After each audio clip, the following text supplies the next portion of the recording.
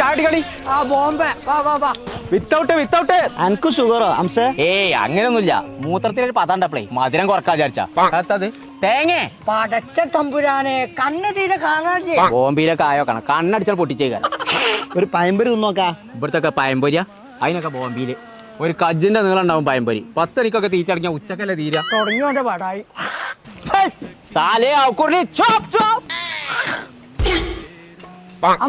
അനക്ക് സ്ട്രോങ് ഏറിയ കുഴപ്പമുണ്ടോ?